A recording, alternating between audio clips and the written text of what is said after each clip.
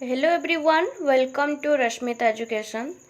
So friends, आजिर video रही ना आपण मानकर DLED सिटी एंट्रांस 2024 आसी सारी जोटा कि डिप्लोमा एलिमेंटरी एजुकेशन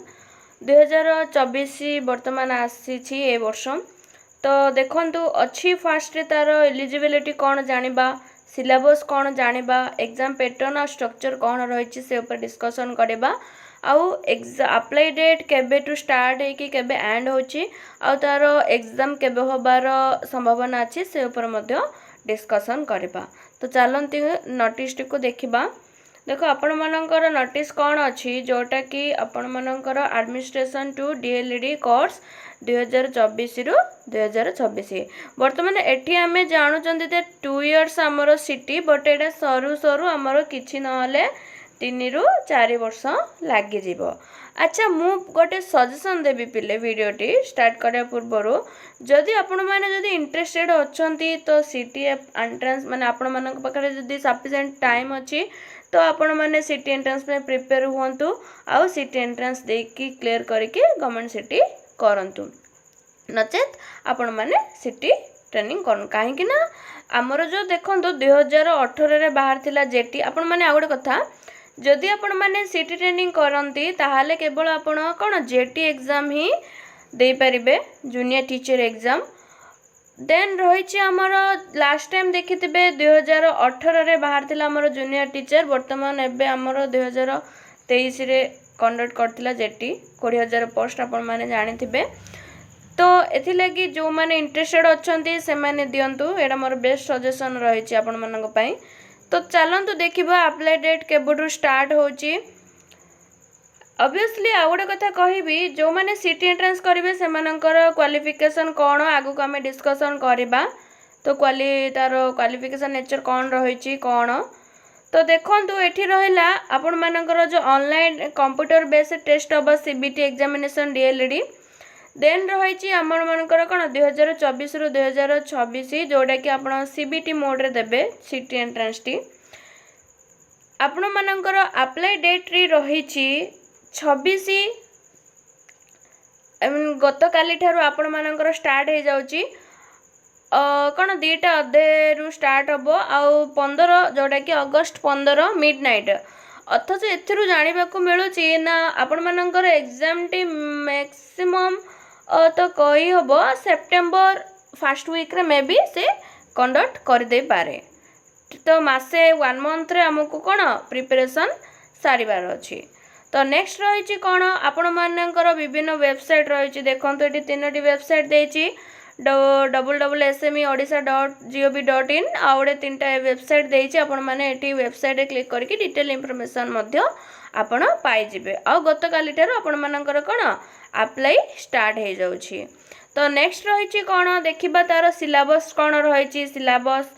देन रही यार क्वालिफिकेशन ऊपर मु कहि दउछि बिले जो माने सिटी एंट्रेंस करेंगे से माने मैक्सिमम कौन +2 क्वालिफाई करिथिबे से साइंस हो कि आर्ट्स हो जो भी स्ट्रीम रो आपण माने कौन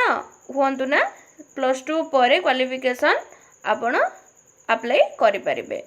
देखंतु रही आपण मानकर होल टेस्ट 90 मार्क रो हबो 90 मार्क रो हबो। तार सेक्शन 1 रही 30 आ सेक्शन 2 रही आपण मानकर 60। एठी आमे बुझिबा ना सेक्शन 2 रे 60 मार्क दे देछि से आपण मानकर। तो जो माने भी अप्लाई करिवे तो देखंतु फास्ट रही आमर एटा तो फर्स्ट ऑफ ऑल आमर कंप्यूटर बेस्ड टेस्ट हबो जोटा कि CBT ऑनलाइन मोड हबो। लैंग्वेज 1 हबो 10 mark. Education and general awareness हबो 5 मार्क। रीजनिंग रो आसीबो 5 मार्क। टीचिंग एप्टीट्यूड रो आसीबो आपण मानकर 10 मार्क। तो ये 10 5 10 हे गला आपण मानकर केते 30 मार्क हे गला आपण मानकर पार्ट 1 बा सेक्शन 1 एरिया रे आसीबो। तार देखंतु सिलेबस रे रही लैंग्वेज इंग्लिश रे कोन आसीबो ना comprehension and vocabulary uses. Education and general awareness रे रहिबो आपण मानकर everyday science political system and it's evolution. General information educational commission different types of committee कबे कौन आसला NEP से गुड़े विषय डिस्कसन करवा। न्यू एजुकेशनल इंटिटेटिव्स तापर जो आसला एजुकेशनल ऑर्गेनाइजेशन नेक्स्ट आसला रीजनिंग रे आपण मानकर लॉजिकल एंड एनालिटिकल रीजनिंग आसीबो नेक्स्ट रहला आपण मानकर जो टीचिंग एप्टीट्यूड जोड़े कि 10 मार्क आसीबो solving problem of educational context managing classroom and learning and एते तो +2 पर तो जो मानकर ऑब्वियसली एजुकेशन थाए से माने को विषय किछिटा आइडिया आसी जिवो ए ऊपरे माने टीचिंग एप्टीट्यूड ऊपरे तापर रहिला learners and learning related issues माने कोन इश्यूज रहिछि goal of education role of various agency and organization in management of education issues related to teaching learning strategy तो ऑब्वियसली कहबो गले आपण माने जो ग्रेजुएशन पर जो बीएड एंट्रेंस दउचंदी तार पार्ट 1 रो सिलेबसटा आ सिटी रो पार्ट 1 सिलेबसटा पूरा सेम तो आपण माने जो माने ग्रेजुएशन ऊपर बीएड करबा पे चाहउचंदी से माने वेट करंतु पुणी थरे आसीबो बीएड एंट्रेंस पे नोटिस तो एबे जो माने +2 सरी चंदी से माने जो माने इंटरेस्टेड अछ एटा अप्लाई करंतु नेक्स्ट रहिला आपण मानकर सेक्शन 2 जो 60 मार्क रे सेथिरे कोन कोन आपण मानकर सब्जेक्ट आसीबो देखंतु देखिबा ओडिया जो माने ओडिया लैंग्वेज से माने देबे 15 मार्क आसीबो देन रहिला हमर मानकर मैथमेटिक्स सेथिरु 15 मार्क आसीबो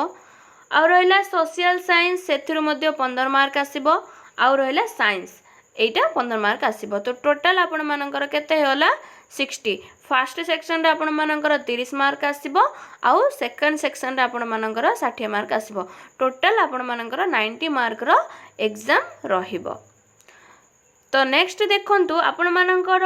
जो सेक्शन 2 रो जो रहिछि सब्जेक्ट गुडाक तार सिलेबस गुडी को जानि रखंतु अर्थात मो पीडीएफ टी आपण मानको टेलीग्राम रे प्रोवाइड कर देबी आपण माने मो डिस्क्रिप्शन को जाई कि लिंक रे क्लिक करंतु टेलीग्राम चैनल रो आपण माने टेलीग्राम ओपन होबो देन आपण माने सेठू एई पीडीएफ टी कलेक्ट करि परिबे देखंतु आपण मानकर ओडिया रे कोन कोन आसीबो ध्वनि व शब्द पार्ट्स ऑफ शिप्स जोडा कि नाउन एडजेक्टिव आसीबो आपण मानकर directive words formation of word using prefix and suffix जोड़ा कि विपरीत शब्द प्रतिशब्द रूढ़ी लकबाणी ए सब गुड़िक आपण मानकर केते 10 मार्क आसीजिवो सेकंड रहला आपण मानकर मैथ जोड़ा कि HCF LCM square and square root percentage and in application रहला आपण मानकर प्रॉफिट एंड लॉस से माने सब तो ए मैट्रिक बे लेवल रे ही आसीबो किछि हार्ड आसीबोनी एथिरे आपण माने तो 10वीं श्रेणी जाई पढिथिबे ना प्रॉफिट लॉस कोन सिंपल इंटरेस्ट रेशियो प्रोपोर्शन आ विभिन्न प्रकार लाइनर क्वेश्चन आसीबो तापरे आसीबो बेसिक ज्योमेट्रिकल कांसेप्ट तो नेक्स्ट आसिला आपण मानकर सोशल साइंस रे कोन आसीबो ना आपण मानकर stone age Vedic age medieval age एगुडा को क्वेश्चन आसीबो Indian constitution and features earth and its structure latitude longitude अक्षांश द्राघिमा एगुडा को ऊपर आपण मानकर क्वेश्चन आसीबो नेक्स्ट रहला साइंस रो देखिबे different state and characteristics of matters और रहला chemical reaction force energy and motion plant cell and animal cell structure adaption in plant micro organization तापर रहला एतिकी रहला आपण मानकर सिलेबस तो आपण माने जेइथिबा डेट भितरे अप्लाई करंतु जो माने इंटरेस्टेड अछंती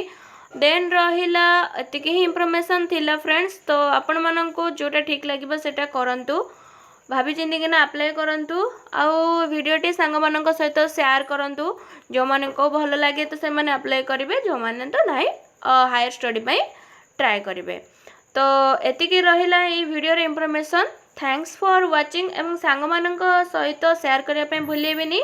एवं जदि चैनल को प्रथम थर पे विजिट करचंदी चैनल को सब्सक्राइब करी बेल आइकन रे प्रेस करी ऑल नोटिफिकेशन रे सेट कर देबे सो थैंक्स फॉर वाचिंग।